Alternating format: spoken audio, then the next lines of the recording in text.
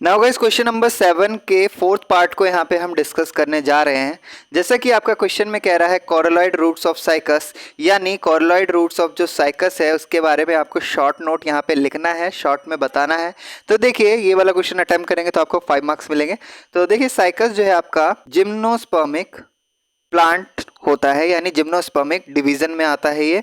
बात कर ले इसके रूट्स के फॉर्मेशन की, तो रूट्स के जो टाइप्स होते हैं गाइज यहाँ पे दो टाइप के होते हैं। सबसे पहला आपका यहाँ पे नॉर्मल होता है, दूसरा आपका कोरिलॉइड होता है। जो नॉर्मल होता है गाइज यहाँ पे वो जियोट्रॉफिकल पॉजिटिव होता है। बात करें कोरिलॉइड रूट्स की, जियोट्रॉफिकल नेगेटिव होता है। कहने का मतलब ये है कि ये नॉर्मल रूट्स जो है ये मिट्टी के अंदर ग्रो करते हैं और कोरिलॉइड रूट्स जो है मिट्टी के बाहर ग्रो करते हैं। देन यहाँ पे हम बात कर लें कि जो कोरिलॉइड रूट जो है ये स्पेशल टाइप के जो रूट्स हैं इनका फॉर्मेशन कैसे होता है। तो देखिए जैसा कि कोरिलॉइड रूट जो होते हैं गाइस स्वेलन होते हैं, फूले फूले से होते हैं ये, क्योंकि इनमें कुछ सिम्बायोटिक माइक्रो ऑर्गेनिज्म जैसे कि बैक्टीरिया, फंजाई, फिर एल्गी, इन माइक्रो ऑर्गेनिज्म के द्वारा इन्फेक्टेड हो जाते हैं और सिम्बायोटिक रिलेशंस बना लेते हैं। कहने का मतलब ये है कि जो रूट्स है, रूट्स के जो नोड्स में एक तरीके से जाके ये कलेक्ट हो जाते हैं और रूट्स को क्या कर देते हैं गाइस, स्वेलन कर देते हैं, फूला सा कर देते हैं। तो कुछ इस प्रकार से आपको यहाँ पे देखने को मिलेगा कि जो कोरिलॉइड रूट्स हैं वो मिट्टी के बाहर इस तरीके से इसके तने पे आपको निकले हुए दिख सकते हैं। नॉर्मली हम बात करें इनके स्पीसीज की, तो पाम ट्री देखा होगा आपने या डेट ट्री देखा होगा, वो दोनों ही स्पीसीज आपके साइकस से बिलोंग करते हैं। बात करें कोरिलॉइड रूट्स की, तो ये कुछ इस प्रकार के क्या होते हैं गाइस, स्वेलन करके, जैसे अदरक होते हैं ना, बिल्कुल वैसे ही ये दिखते हैं। तो आई होप सो आपको इसका स्ट्रक्चर जो है समझ में आ रहा होगा और आप इमेजिन कर पा रहे होंगे। तो इसको हम थोड़ा सा समझने की कोशिश करते हैं। Coralloid roots are specialised roots found in Cycas, a genus of cycads. Here are some key points about coralloid roots of Cycas. कहने का मतलब ये है कि जो कोरिलॉइड रूट्स है ये स्पेशलाइज्ड रूट्स कहलाते हैं जो कि आपके साइकस में पाए जाते हैं। बात करें इसके जीनस की, तो ये साइकड्स जीनस से बिलोंग करते हैं और यहाँ पे कुछ कोरिलॉइड रूट्स के कुछ की पॉइंट्स दिए हुए हैं, तो उनके द्वारा हम इसको समझने की कोशिश करते हैं। सबसे पहला यहाँ पे स्ट्रक्चर है। तो स्ट्रक्चर के बेसिस पे coralloid roots of Cycas have a distinct morphology that sets them apart from regular roots. They appear as swollen, cylindrical structures covered with numerous small projections or nodules.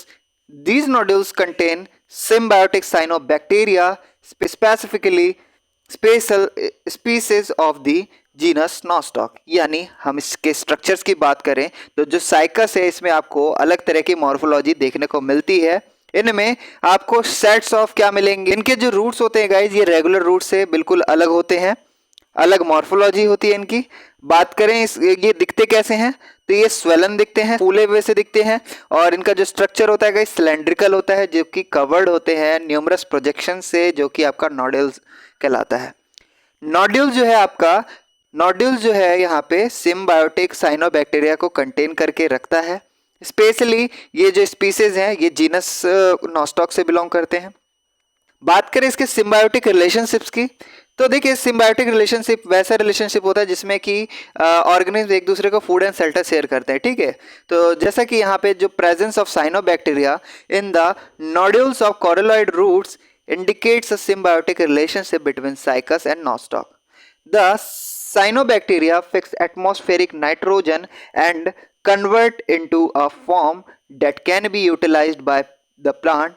In return, Cycas provides the cyanobacteria with the protected environment and necessary nutrients.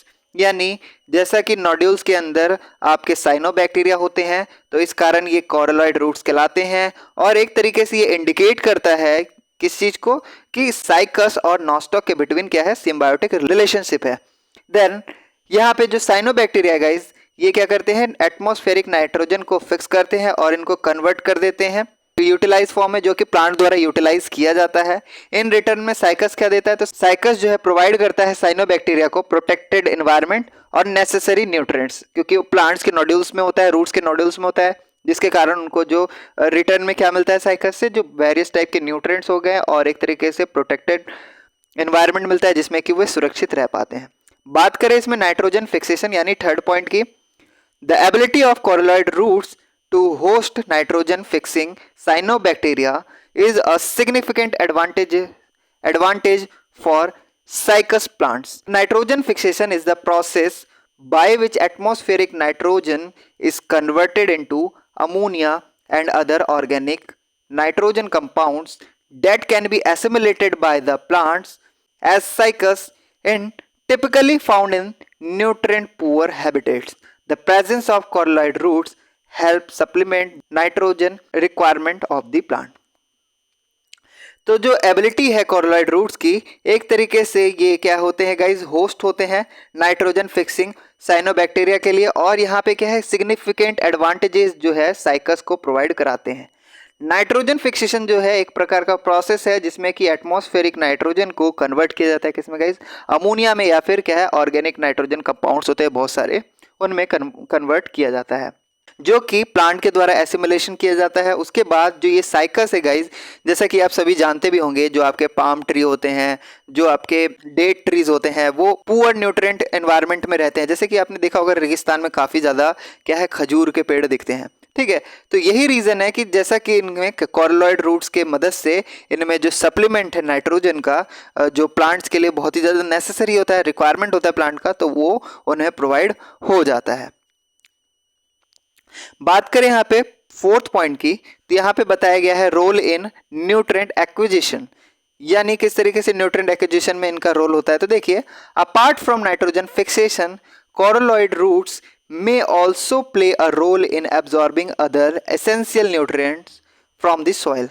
The nodules on the coralloid roots provide an increased surface area for nutrient uptake, potentially aiding in the acquisition of phosphorus, potassium and other minerals. यानी यहाँ पे जो है जो nitrogen fixation जो है guys, उसके अलावा यहाँ पे हम बात करें कोरोलॉइड रूट जो है ये और भी बहुत सारे रोल्स को प्ले करते हैं, जैसे कि अदर न्यूट्रिएंट्स को एब्जॉर्ब करना हो फ्रॉम द सॉइल, है ना, सॉइल से अगर अदर न्यूट्रिएंट्स को एब्जॉर्ब करना हो तो वो भी काम कर देते हैं। नोड्यूल्स जो है कोरोलॉइड रूट्स के अंदर एक तरीके से प्रोवाइड करते हैं क्या, लार्ज सरफेस एरिया प्रोवाइड कराते हैं, मतलब सरफेस एरिया ज़्यादा होता है उनका, तो इसलिए वो ज़्यादा अमाउंट में क्या है न्यूट्रिएंट को ले पाते हैं।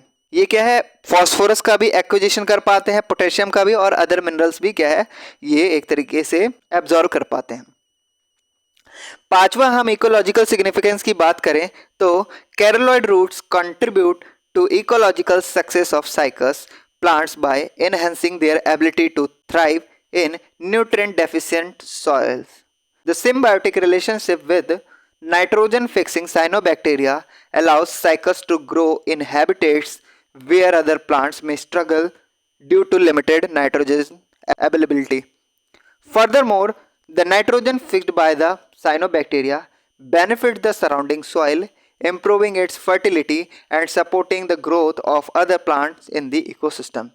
यानी हम इसके इकोलॉजिकल सिग्निफिकेंस की बात करें तो कोरोलॉइड रूट्स जो है यहाँ पे कंट्रीब्यूट करता है एक तरीके से इकोलॉजिकल सक्सेस ऑफ साइकस का। जैसे कि हम बात कर लें कि ये जो प्लांट है गाइस, ये इनमें मतलब न्यूट्रिएंट डेफिशिएंट सॉइल में भी ये ग्रो हो जाते हैं, मतलब एक तरीके से इनकी एबिलिटी होती है जो कि इनको एनहांस करती है। बात करें हम इनके सिम्बायोटिक रिलेशनशिप की, जो कि नाइट्रोजन फिक्सिंग साइनोबैक्टीरिया के साथ होता है, जो कि अलाउ करता है साइकस को कि वो किसी भी मतलब उन हैबिटेट्स में भी ग्रो कर जाता है जहाँ पे क्या है काफ़ी कम नाइट्रोजन होता है, नाइट्रोजन की अवेलेबिलिटी होती है, वहाँ पे जिन्हें पेड़ों को स्ट्रगल करना पड़ता है वहाँ पे साइकस जो है ईजिली ग्रो हो जाते हैं। बात करें नाइट्रोजन फिक्स जो किया जाता है साइनोबैक्टीरिया के द्वारा, वो एक तरीके से आसपास के सॉइल को भी क्या है बेनिफिट करता है और सॉइल की जो फर्टिलिटी है उसको भी बढ़ाता है, और जो अदर प्लांट्स हैं जो इकोसिस्टम में एक तरीके से बैलेंस बनाते हैं उनको भी सपोर्ट करने का काम करता है। इन समरी हम बात करें जो कोरोलॉइड रूट्स है साइकस में, ये स्पेशलाइज स्ट्रक्चर होता है, ये नाइट्रोजन फिक्सिंग साइनोबैक्टीरिया को होस्ट करता है, और ये जो साइनोबैक्टीरिया है गाइस ये एक तरीके से प्लांट के लिए सोर्स होता है फिक्स्ड नाइट्रोजन का, और इनके जो रूट्स होते हैं एक तरीके से क्रूशियल रोल प्ले करते हैं न्यूट्रिएंट एक्विजिशन में, जो कि आपके फॉस्फोरस हो गए, पोटेशियम हो गए, उनको भी ये किस तरीके से एब्जॉर्ब कर लेते हैं। देन पर्टिकुलरली क्योंकि ये नाइट्रोजन पुअर एनवायरनमेंट में भी इजीली ग्रो हो जाते हैं। बात करें सिम्बायोटिक रिलेशनशिप साइकस और साइनोबैक्टीरिया की कॉर्लोइड रूट्स में, तो एक तरीके से एनहांस करता है प्लांट को उसके इकोलॉजिकल सक्सेस में और कंट्रीब्यूट करता है किसमें, सॉइल फर्टिलिटी को इंक्रीज करने में। जो भी मतलब हार्श कंडीशन में भी वो क्या है, सॉइल फर्टिलिटी को बनाए रखने का काम करता है। तो आई होप सो आप सभी को ये जो एक्सप्लेनेशन है यहाँ पे समझ में आई होगी। अगर वीडियो अच्छी लगी हो तो वीडियो को लाइक कर दीजिएगा। अगर आप इस चैनल पर नए हैं तो चैनल को सब्सक्राइब करके बेल आइकन बटन प्रेस कर दीजिएगा। गाइस इस वीडियो को ज़्यादा से ज़्यादा शेयर करिए और मिलते हैं इसी वीडियो के नेक्स्ट वीडियो में। तब तक के लिए बाय बाय।